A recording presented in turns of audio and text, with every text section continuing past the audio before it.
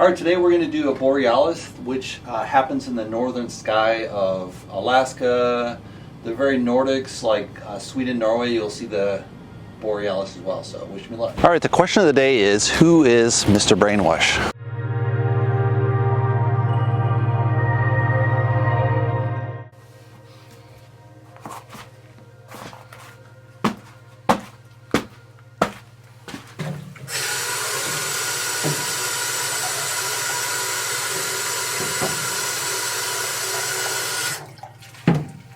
All right, let's run through the colors. Phthalo green, primary yellow, quin blue, phthalo blue, burnt umber, Van Dyke brown, yellow ochre, quin red, Mars black, titanium white. Let's get the party started. All right, for this Borealis, what we're going to do is going to have like a waterfall in the middle. It's going to spill over some rocks, and then it's going to have kind of a pool below.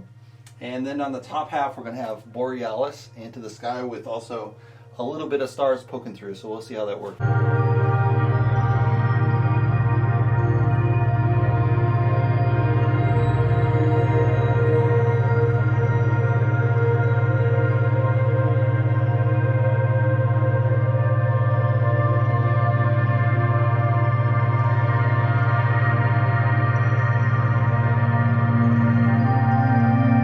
Alright, so we just kind of laid in the real rough sky.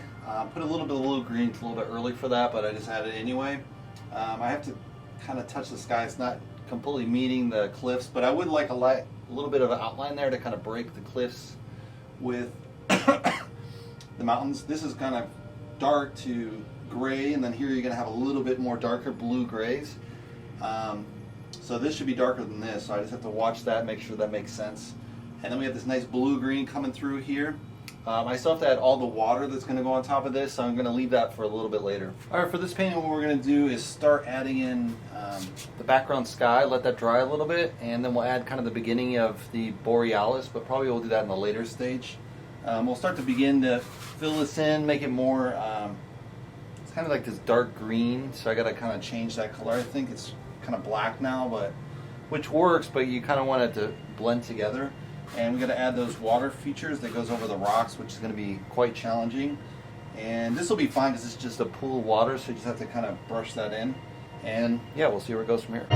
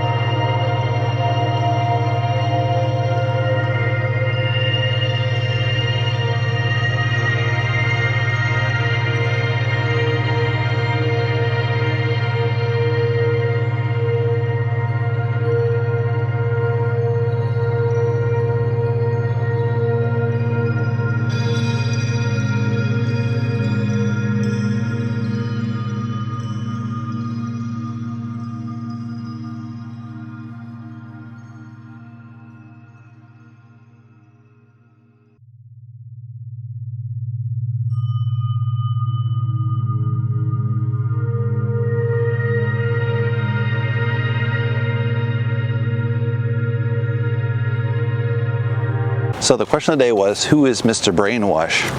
He's this guy, Terry Good, I think. Not sure his real name.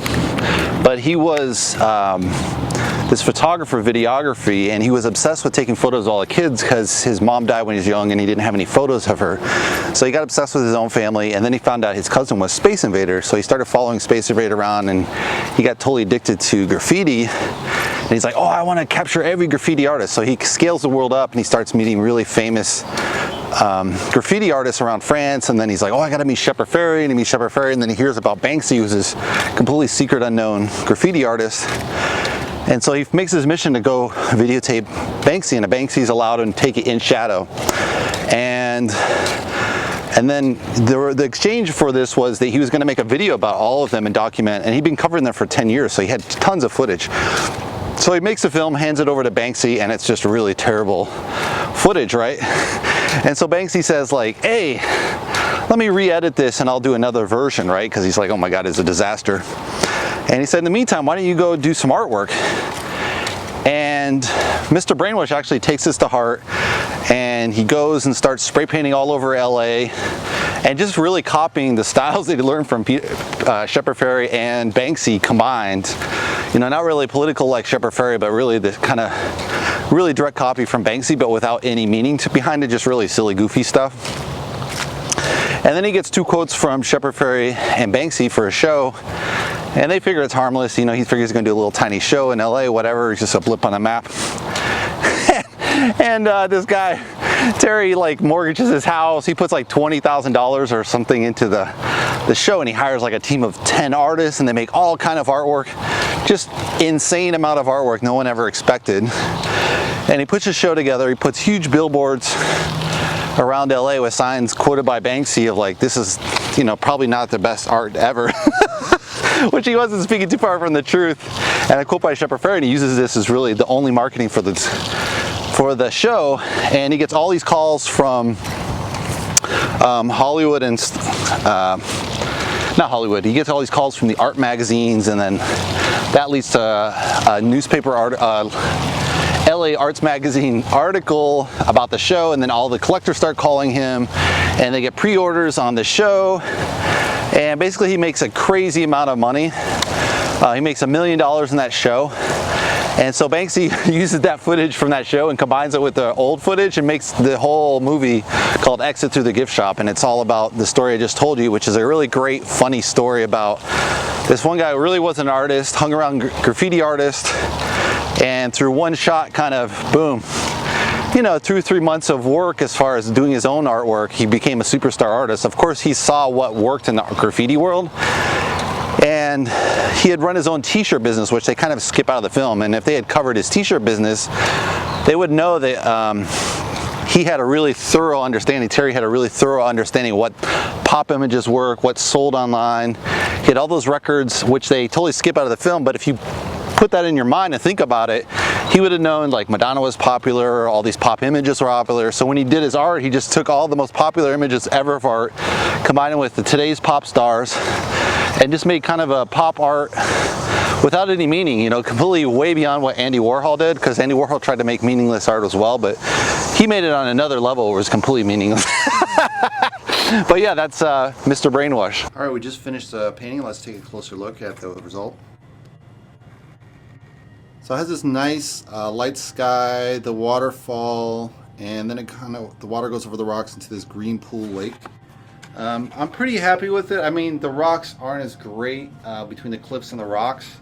Not sure what to do there. I mean, I think probably before what I had was better as far as the lighter gray and then more greenish rock closer up. I kind of put that in there, but not quite as good as I could do. I really like the Borealis. I think this is one of the better ones out of the 4 I've done. So hopefully you guys like it. Give me a thumbs up. If you want to subscribe, you can subscribe below. And I'll see you in the next painting video. Thanks for watching, guys.